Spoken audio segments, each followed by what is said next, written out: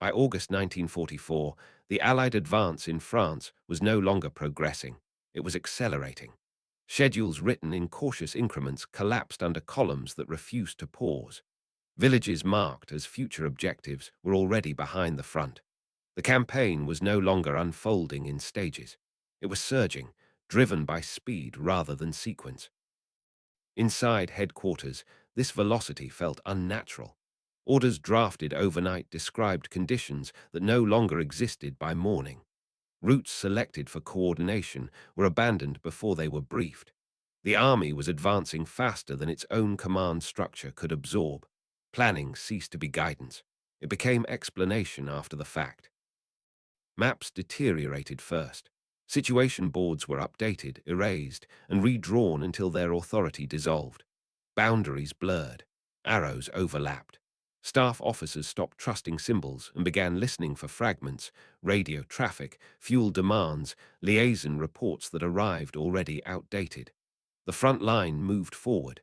Understanding lagged behind. This was not friction caused by resistance. German formations were retreating, collapsing, surrendering. The danger came from success itself. Control, the quiet discipline that binds movement to intention, was thinning under the pressure of momentum. Staff officers sensed it before anyone named it. Men trained to predict tomorrow could no longer define today. Planning cycles compressed into reaction. Authority remained intact, but foresight slipped quietly out of reach. At the center of this acceleration stood George S. Patton, a commander who believed speed was decisive and hesitation unforgivable. And within his own headquarters, an unspoken realization began to surface. The army was moving so fast that even those meant to guide it were struggling to keep up. For George S. Patton, momentum was not a byproduct of success, it was the source of it. He believed armies won not by perfect plans, but by relentless motion. Speed, in his mind, created its own protection. The enemy, forced to react, would never regain balance. To slow was not merely inefficient. It was, to Patton, a moral failure. This belief shaped everything around him. Units that advanced aggressively were praised, even when they outran their neighbors. Commanders who hesitated were corrected sharply, sometimes publicly. Precision mattered, but only if it did not interfere with velocity. An imperfect decision executed immediately was preferable to a perfect one made too late. His army began to move like a living organism, responding to opportunity rather than instruction. When resistance weakened, columns pushed through without waiting for alignment. Flanks were assumed rather than secured. Initiative flowed downward, but always in one direction, forward. Momentum became both method and measure. Staff procedures still existed, but only conditionally. They were tools, not constraints. If a briefing slowed action, it was shortened. If coordination delayed movement, it was bypassed. Predictability, Patton believed, was an invitation to the enemy. Surprise had to include one's own side.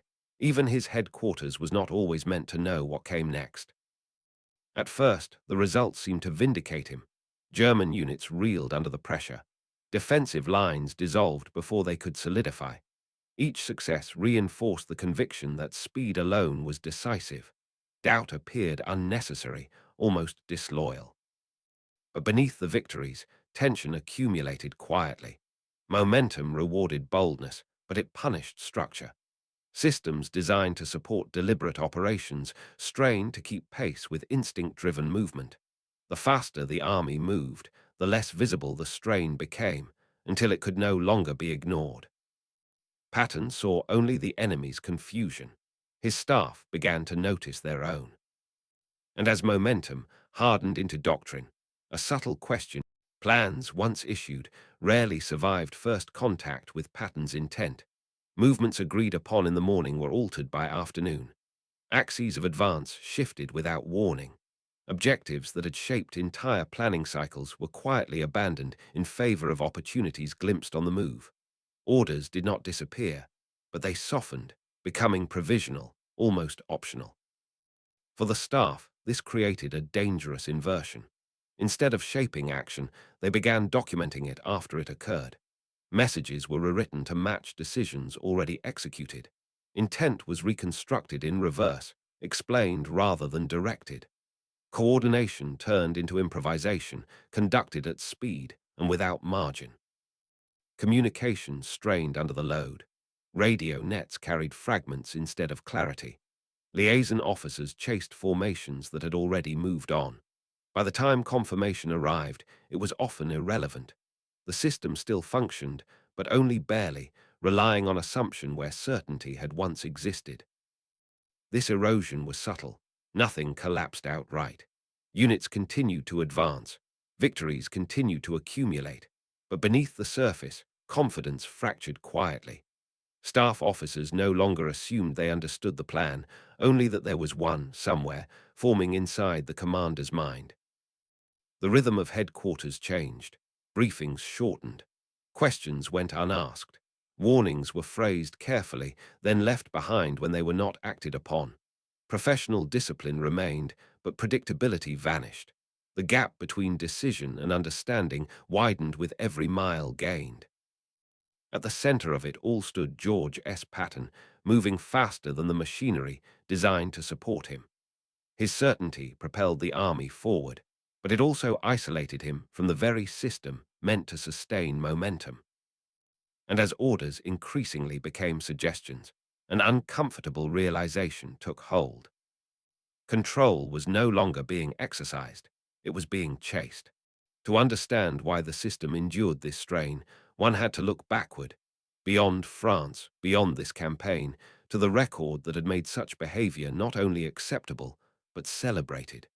George S. Patton had not arrived at this moment by accident. His reputation was built on audacity that repeatedly paid dividends. In North Africa, he had inherited formations shaken by defeat and hesitation. There, speed restored confidence before doctrine ever could. Orders were simple, execution relentless. Enemy commanders, accustomed to Allied caution, found themselves reacting instead of planning. The unexpected became Patton's signature, and it worked. German and Italian defenses faltered not because they were weak, but because they were late. Sicily reinforced the lesson. While others debated axes and priorities, Patton moved. He exploited gaps before they were recognized as gaps. By the time the enemy understood his direction, his columns were already beyond interception. Each success confirmed the same conclusion. Unpredictability shattered enemy calculation. Surprise did not merely disorient, it collapsed will. These victories shaped belief inside his headquarters as well. Staff officers learned quickly that questioning speed invited irrelevance. Adaptation, not resistance, was rewarded. The faster they adjusted, the more useful they became. Over time, doubt was not argued against, it was simply outpaced. Results had a silencing effect. Chaos was forgiven when it produced collapse on the enemy side. Discomfort was reframed as innovation. Patton's methods were not orderly, but they were effective. Each advance validated the idea that modern war favored boldness over symmetry, instinct over deliberation. But success altered expectations. What had once been exceptional became assumed. Enemy commanders, once surprised, began to adapt. The terrain changed. Supply lines lengthened. The margin for improvisation narrowed. What worked brilliantly against a disoriented opponent now had to function against distance, scale, and time. Still, the belief persisted. Patton's staff had internalized the logic. Unpredictability was not recklessness, it was advantage. Structure existed to serve momentum, not restrain it. The system would bend because it always had. Doubt felt unnecessary, almost ungrateful in the face of a record so consistently vindicated. Yet beneath the confidence lay an unspoken truth. Past victories had been earned under different conditions, against enemies still adjusting to Allied initiative. The environment was shifting. Complexity was increasing. And the same unpredictability that once unbalanced the enemy was beginning to test the limits of those meant to support it. For now, belief held firm. The record still spoke louder than concern. But history rarely allows the same weapon to remain decisive forever. Modern armies are not driven by vision alone. Beneath every advance lies an unseen architecture of coordination, timing, supply, sequencing, and anticipation. Staff officers exist to make movement sustainable, to translate intent into reality across hundreds of miles and thousands of men. Their work depends on one quiet requirement: predictability. Logistics does not improvise easily. Fuel must arrive where units will be, not where they once were. Ammunition flows along schedules built on assumption and pattern. Artillery plans depend on known axes. Engineers prepare crossings for routes that must be chosen in advance. Even success requires structure to endure. Patton understood none of this in abstraction. He simply rejected its primacy. To him, systems existed to serve momentum, not constrain it. What inspired troops, speed, aggression, surprise, often destabilized the machinery behind them. The faster the army moved, the harder it became for the staff to perform its function without visibility into what came next. This placed the staff in a paradoxical position. They were indispensable, yet increasingly reactive. Their influence was greatest when they anticipated, but anticipation required patterns, habits of decision, rhythms of movement. Patton resisted both. He prized freedom of action, believing predictability dulled initiative and invited enemy calculation. Inside headquarters, this tension remained mostly unspoken. Officers continued to perform with discipline and loyalty. They adapted, shortened timelines, worked longer hours. They learned to read fragments of intent from tone, posture, brief remarks made in passing. Formal guidance mattered less than instinctive interpretation. But adaptation has limits. The staff's true role was not clerical, it was integrative. They connected units to each other, actions to consequences, today's advance to tomorrow's requirements. Without stable reference points, this integration weakened. Coordination survived, but efficiency declined. Risk accumulated quietly. What made this strain difficult to address was success itself. As long as operations worked, structural discomfort felt abstract. Victories justified friction. The absence of failure silenced questions. The staff functioned well enough to avoid crisis, but not well enough to regain control. Patton's leadership style magnified this imbalance. His presence energized frontline units, but it narrowed the staff's operating space. Consultation felt secondary. Dialogue slowed action. The system learned to bend around him, absorbing shock rather than shaping direction.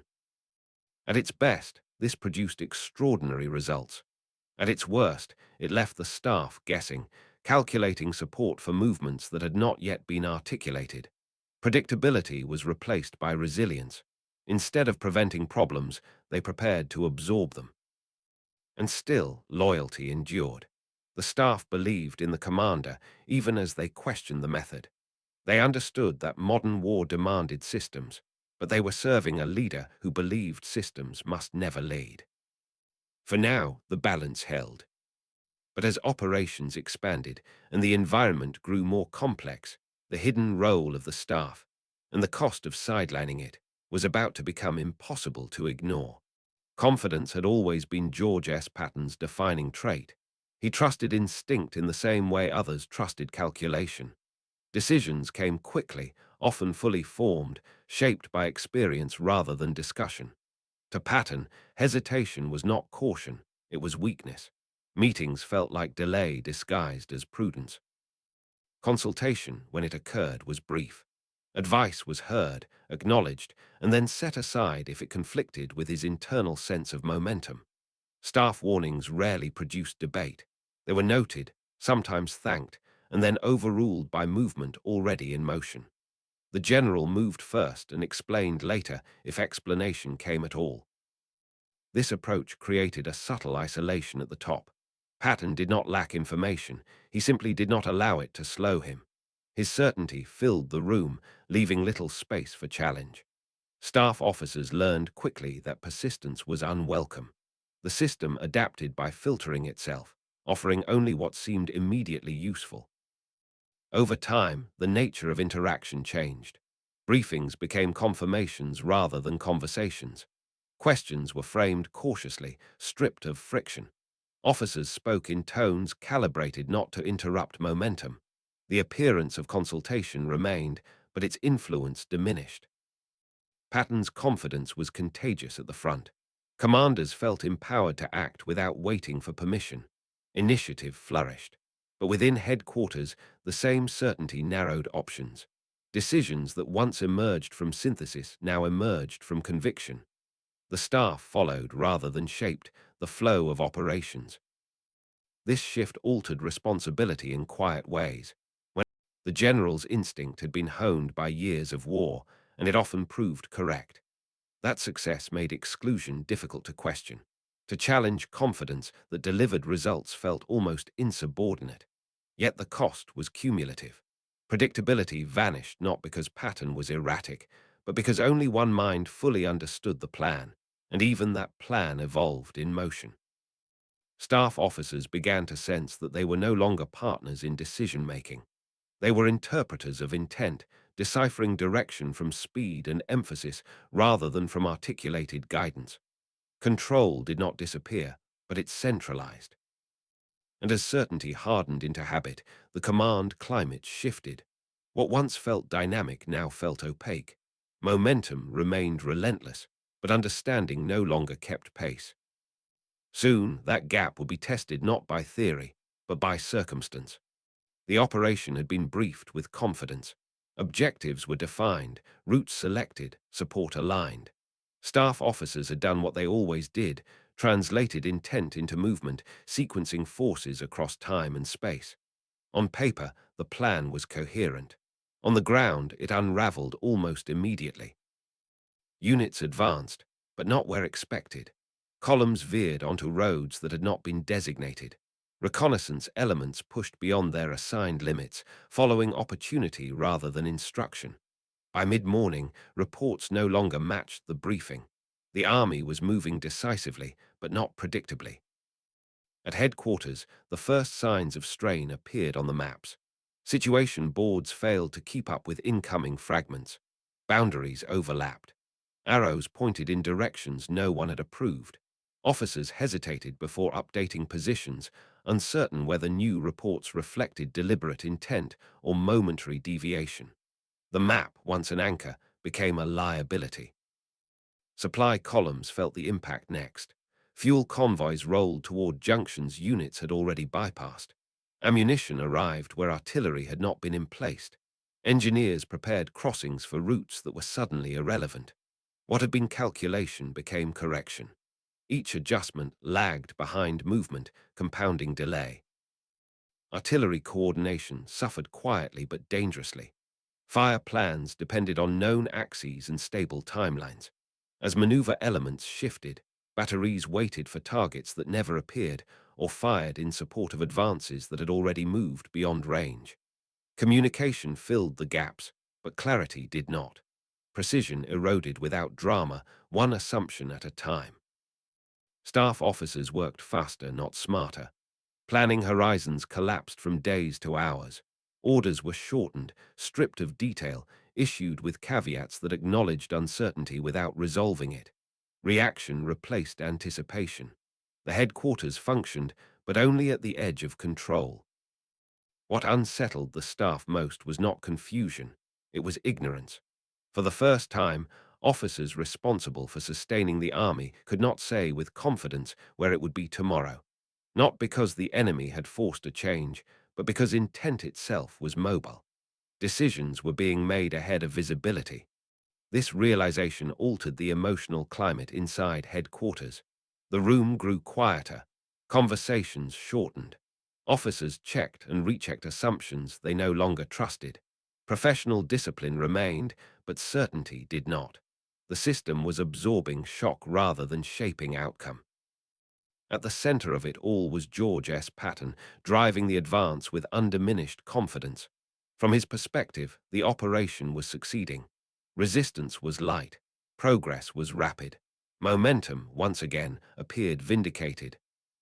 But from the staff's vantage point, something fundamental had shifted.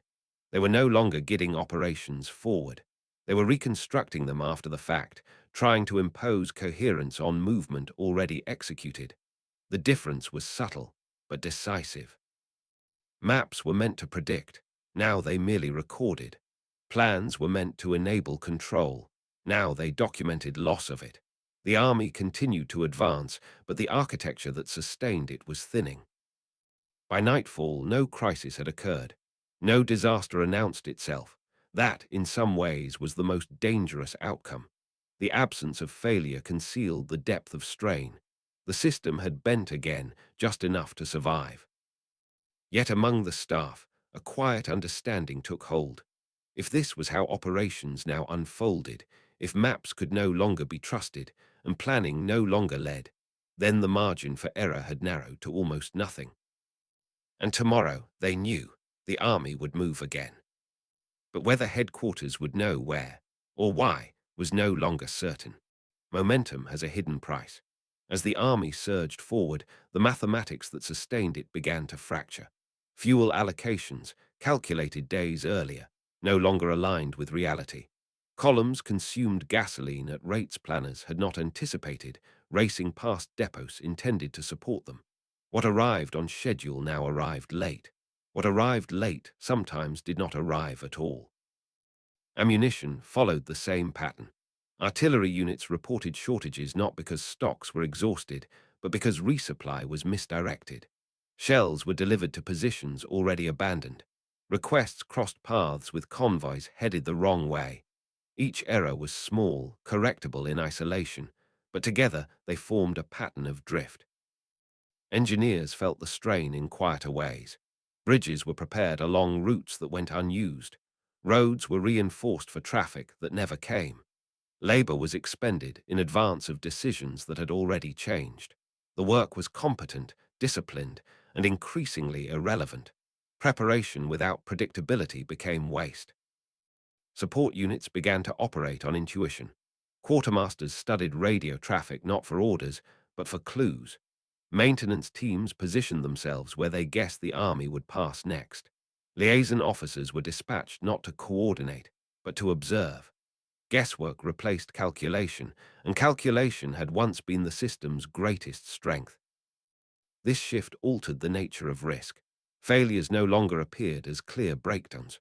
They accumulated invisibly, extra miles driven, extra hours waited, extra fuel burned, searching for units that had moved on. The margin for error narrowed quietly. Every successful improvisation masked the cost of the last one.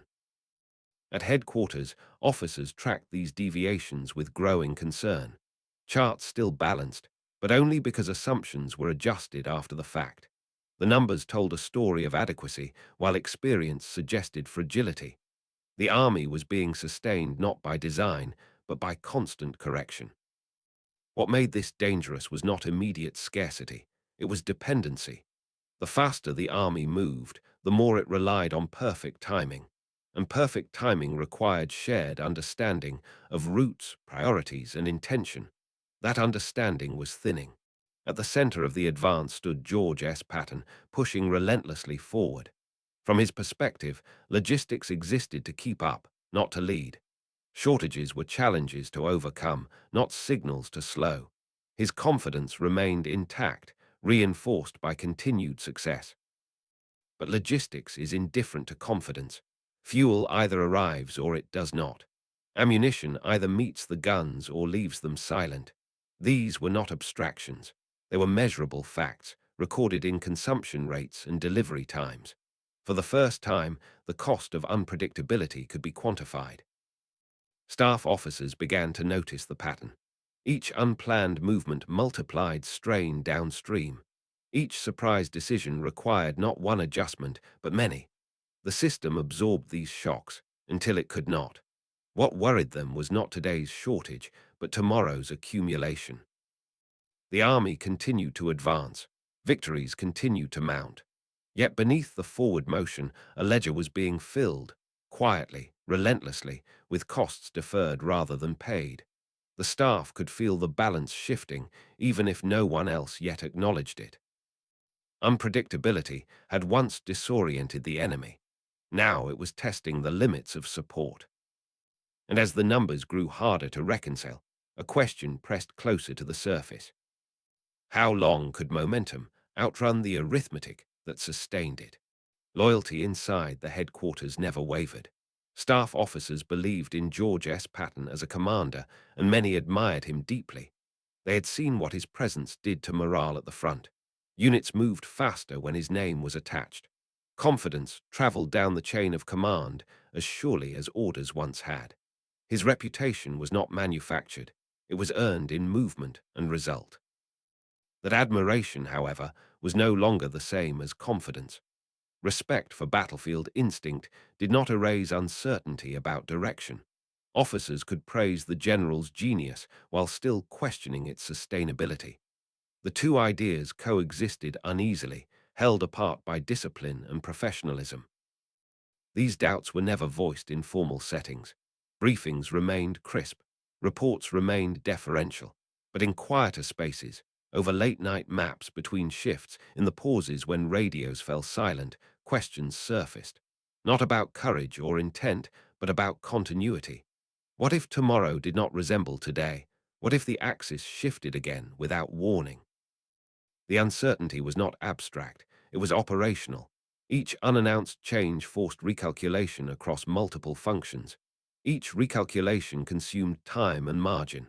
Staff officers began to hedge, not openly but instinctively. Plans included wider tolerances. Assumptions were softened. Confidence became conditional, attached not to certainty, but to resilience. This subtle shift altered trust, not trust in Patton's will or skill, but trust in predictability itself. Officers no longer assumed shared understanding. They assumed divergence. Coordination meetings increasingly focused on contingencies rather than. Yet anxiety does not require permission. It accumulates when patterns dissolve. Staff officers found themselves asking questions they never had before, not aloud, but internally. How do you support what you cannot anticipate? How do you plan for intent that reveals itself only after execution? The command climate began to change in ways that were difficult to measure. Conversations shortened. Humor faded. Officers double-checked assumptions they once accepted. Initiative remained high, but confidence was no longer evenly distributed. It clustered at the front and thinned toward the rear, where consequences were tallied. No one challenged the general directly. No formal objections were raised. The system continued to function, outwardly intact. But inwardly, a recalibration was underway. Loyalty remained firm, but it was no longer unconditional. It was tempered by caution, shaped by experience that had grown more complex. What had once felt exhilarating now felt fragile. Momentum still delivered success, but success no longer guaranteed understanding. The staff had not lost faith in Patton, but they had lost faith in their ability to predict him. The moment did not arrive with ceremony. There was no confrontation, no raised voices, no formal rupture. A critical decision was made quickly, decisively, and without staff input. By the time headquarters became aware of it, units were already moving, resources already committed, consequences already unfolding. At first, the response was procedural. Officers recalculated routes, reallocated fuel, rewrote fire plans. Radios crackled with clipped requests and partial confirmations. The machinery of command did what it had been trained to do: absorb shock, restore alignment, minimize disruption. But this time, the recovery demanded more than adjustment. It required emergency improvisation. Support elements were redirected mid-movement. Liaison officers were dispatched in haste, carrying questions rather than instructions. Engineers were told to prepare alternatives without knowing which would be used. Every fix created new dependencies. Every correction arrived just behind the decision it sought to support. The consequences rippled outward with unsettling speed. A decision made in isolation forced coordination across dozens of functions. Time compressed, margin disappeared. The system held, but only because individuals compensated for the absence of structure. Skill replaced process. Effort replaced foresight. It was during this recovery that the staff recognized what had changed. Not tactically, but fundamentally. They were no longer participating in the formation of strategy. They were responding to it after execution had already begun. The sequence had inverted. Planning no longer preceded action, it followed it. This realization carried weight. Staff work is designed to enable commanders, not pursue them. Its value lies in anticipation, in shaping the conditions under which decisions succeed. Now, anticipation was impossible. Predictability, once assumed, was gone. Not because the commander was irrational, but because the system no longer shared visibility into his thinking. Only one mind fully understood the direction of movement at any given moment. Everyone else followed traces. At the center of it all stood George S. Patton, unchanged in confidence, still pressing forward. From his perspective, the decision had been correct. Progress continued. Resistance remained light. Success appeared uninterrupted. There was no obvious reason to pause. But for the staff, the meaning of success had altered. Victory no longer implied control. Advancement no longer guaranteed sustainability. They could keep the army moving, but they could not shape where it. Once predictability was gone, the staff did what it had always done in crisis. It adapted. Planning horizons were shortened deliberately. What had once been projected in days was now measured in hours. The future narrowed, not because ambition had shrunk, but because certainty had. The staff no longer tried to see far ahead, only far enough to survive the next movement. Flexibility replaced foresight. Orders were written with options rather than intentions. Routes were proposed in clusters, not lines. Schedules carried margins that acknowledged ignorance without namming it. The language of planning softened, trading precision for resilience. The goal was no longer optimization. It was absorption. Contingencies multiplied accordingly. For every likely outcome, two alternatives were prepared. For every axis, a secondary route was sketched. Support units were briefed not on where they would go, but on how to adapt when they were redirected. This redundancy consumed time and energy. It also consumed efficiency. The cost was measurable. Staff hours increased. Coordination slowed. Resources were positioned conservatively rather than decisively. The system could still function, but it did so with friction. Each layer of contingency reduced speed elsewhere. What had once been a streamlined apparatus became padded, defensive, cautious beneath its outward momentum. Risk acceptance rose quietly as a consequence, not recklessly, but knowingly. Officers understood that perfect alignment was no longer achievable. They accepted gaps where once they would have demanded clarity. Decisions were made with partial information, backed by judgment rather than confirmation. This was not doctrine, it was necessity. Through it all, George S. Patton continued pressing forward with undiminished conviction. His confidence remained a constant. To him, adaptation was proof of strength, not strain. The army was moving, the enemy was retreating. From the front, the logic was unassailable. But from headquarters, the picture was more complex. The system was bending under load, redistributing stress rather than eliminating it. This new equilibrium altered responsibility. Authority remained centralized, but burden dispersed. Where once decisions were shared through process, they were now absorbed through effort. Individual competence replaced institutional certainty. The system relied increasingly on people rather than structure. Remarkably, it did not break. That was the quiet triumph of the staff. Despite strain, despite uncertainty, despite constant correction, the machinery held together. Fuel arrived often enough. Ammunition flowed just in time. Bridges stood where they were needed, sometimes by luck, sometimes by intuition. Yet survival is not the same as sustainability. The staff understood this distinction even if no one articulated it. They were managing the unmanageable by narrowing vision and widening tolerance.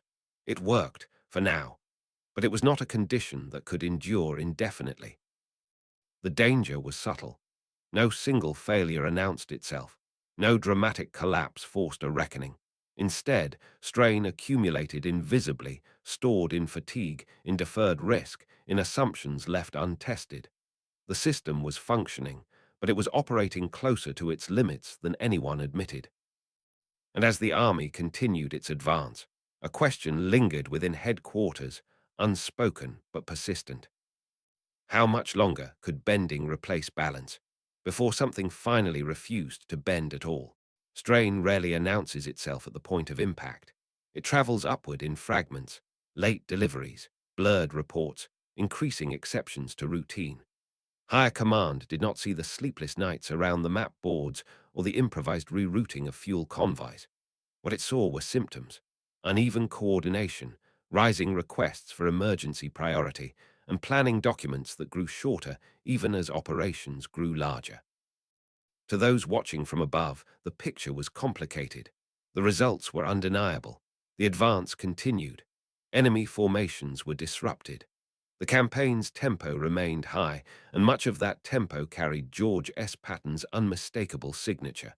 In the language of war, it was brilliance, movement applied faster than the enemy could respond. But war is also administration at scale, and the organizational cost began to register.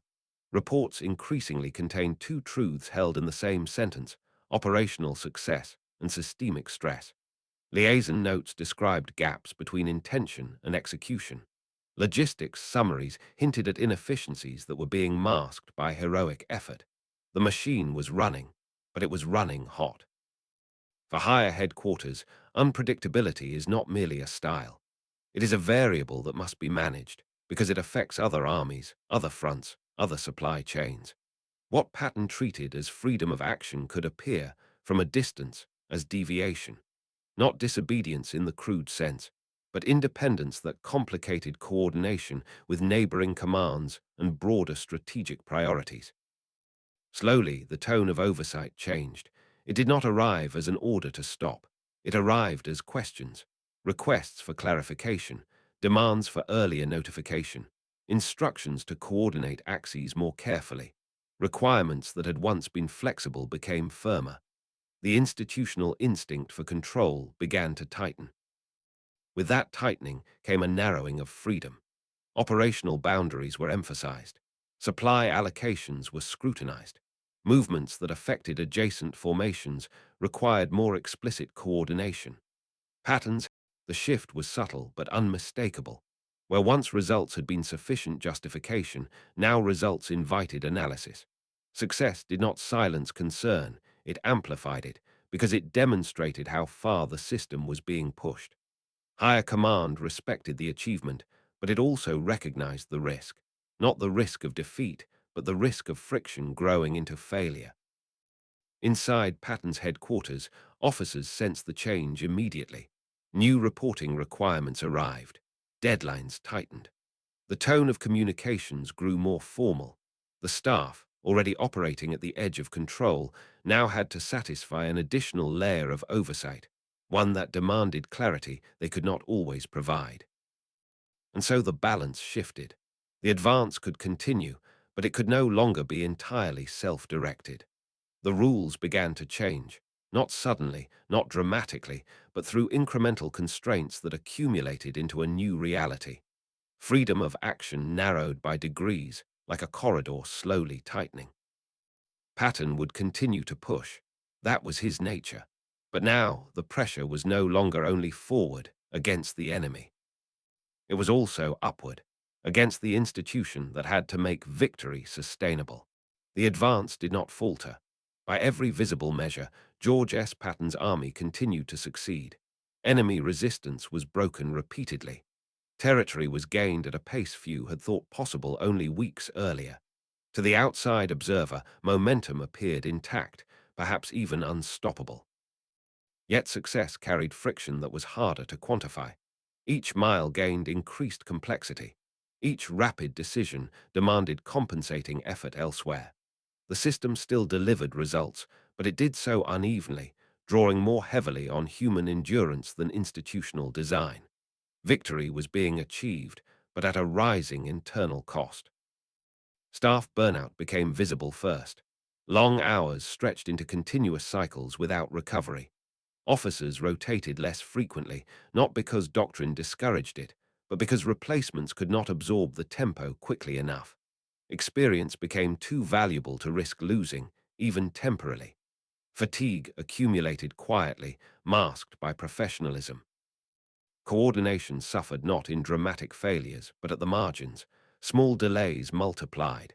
Misalignments were corrected later than ideal.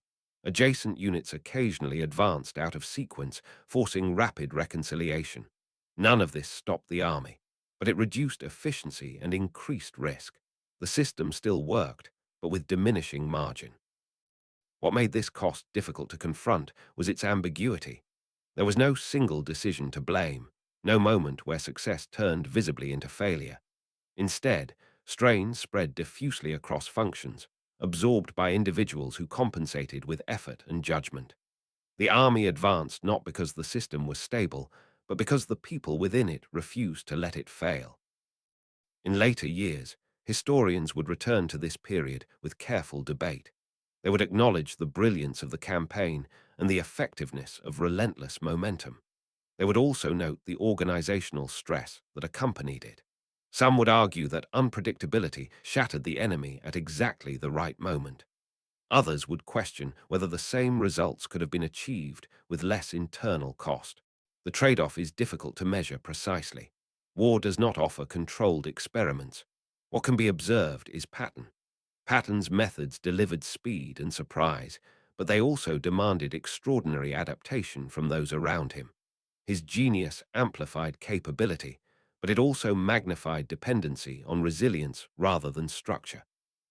This does not diminish achievement, it complicates it.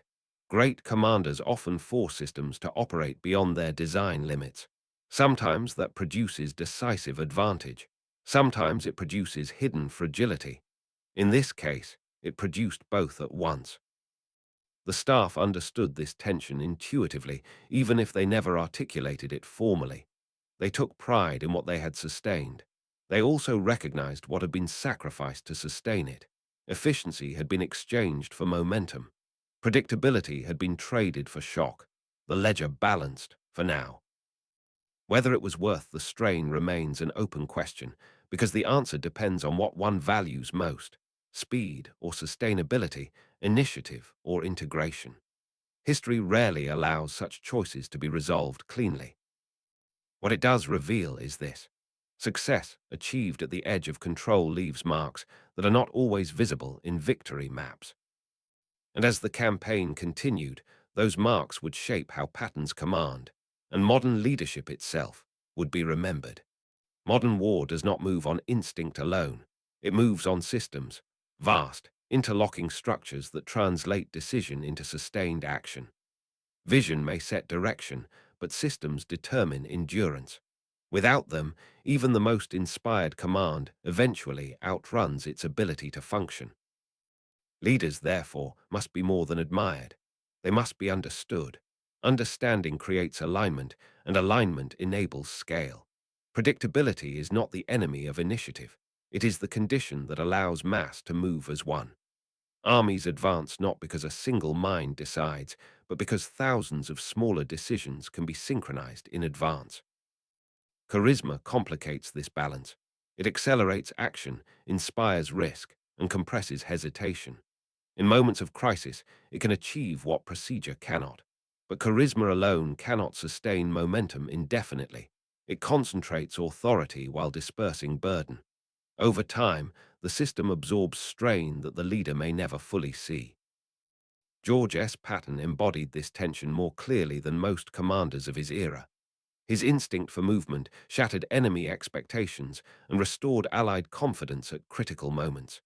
He understood the psychological dimension of war, the value of speed, surprise, and relentless pressure.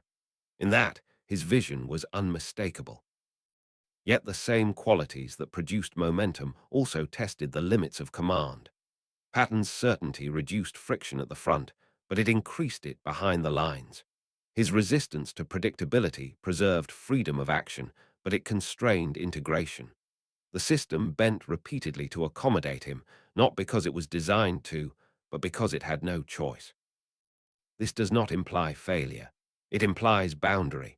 Command reveals its limits most clearly when it succeeds. Victory exposes the stress points that defeat often obscure. Predictability, so often dismissed as rigidity, is in fact a form of trust. It allows others to act with confidence, to prepare without fear of sudden invalidation.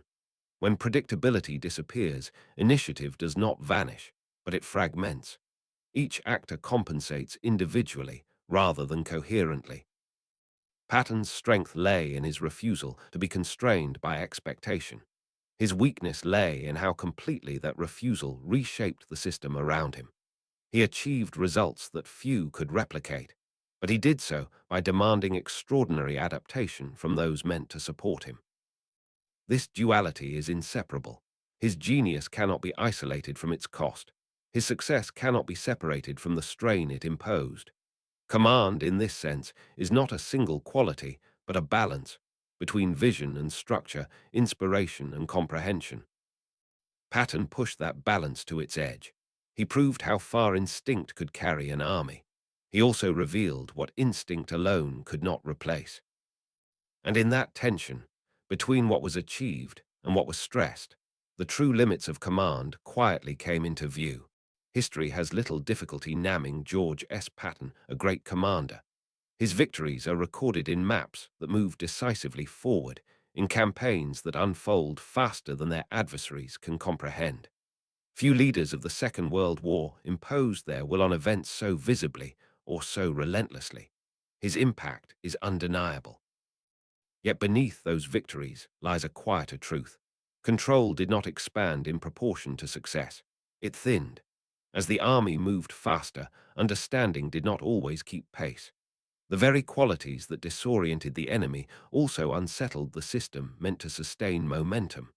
Triumph carried an internal cost that rarely appears in after-action summaries.